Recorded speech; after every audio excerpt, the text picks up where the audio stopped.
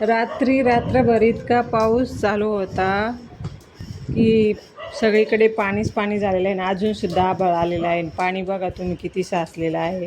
तर सकाळची वेळ आहे, तवा घासून घेतला आणि चहा पाण्याचे भांडे वगैरे घासून घेतले. आणि आता मी थोडा वेळ आहे म्हणून किचन वाटेवरचा जो पसारा असतो आपला रोजचा रेग्युलरचा, ते मी उचलून ठेवत आहे.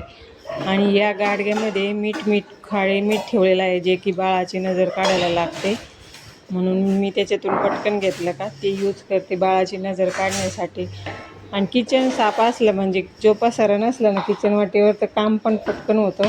म्हणून किचनवरचा पसारा एकदा उचलून घ्यावा म्हटलं, मग स्वयंपाक करता येईल. आज मी बनवली होती कढी आणि पोळी, आणि आमच्या शेजारच्या ताईने पाठवली होती या इडली आणि सांबार, ज्या की आम्हाला कायम बनवले होते.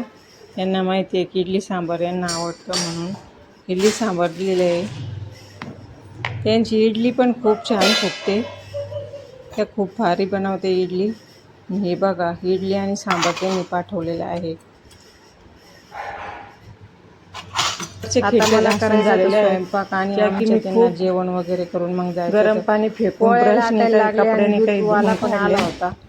दूधवाला आला, मग नंतर आवरलं मी. आणि मला या खिडक्या घासायच्या होत्या, ज्या की अगोदर मळालेल्या होत्या. आता धुवून काढलेलं आहे मी स्वच्छ.